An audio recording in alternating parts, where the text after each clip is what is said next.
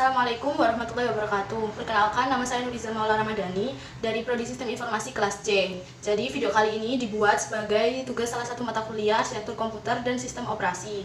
Di video kali ini saya akan membahas tentang 3 soal, yaitu yang pertama tentang perbedaan dari arsitektur komputer dan organisasi komputer, yang kedua tentang 4 fungsi dasar dari komputer, yang ketiga adalah tentang opini saya terhadap pernyataan Computers technology now doesn't try to reach velocity too hard.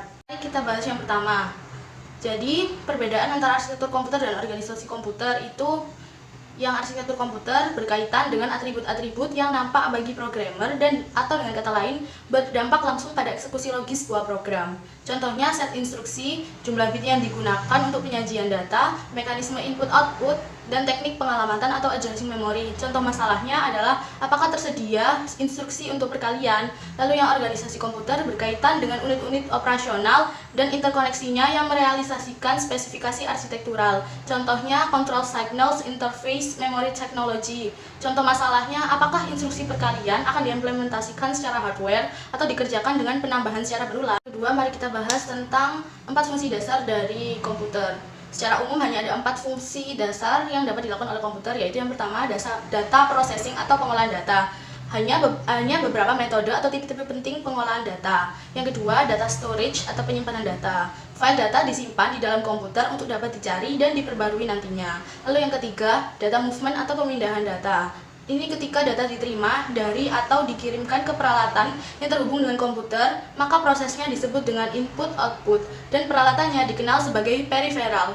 Dan ketika data dipindahkan dalam jarak yang lebih jauh ke atau dari remote perangkat, proses ini dikenal sebagai komunikasi data. Lalu yang terakhir, yang keempat adalah kontrol.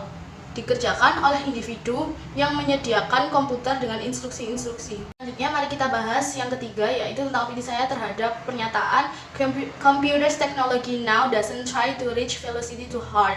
Jadi velocity atau kecepatan di sini saya artikan sebagai kecepatan komputer dalam memproses data yang tentu saja berkaitan dengan prosesor. Nah, prosesor sendiri berfungsi untuk memproses data atau instruksi yang masuk dan kemudian menghasilkan data yang diinginkan pengguna. Kebanyakan komputer di era sekarang memiliki multiple processor cores yang membuat pengguna bisa melakukan multitasking di dalam komputer. Nah, fungsi prosesor ini sangat penting terhadap performa komputer. Oleh karena itu, industri teknologi sekarang berlomba-lomba dalam mengembangkan prosesor.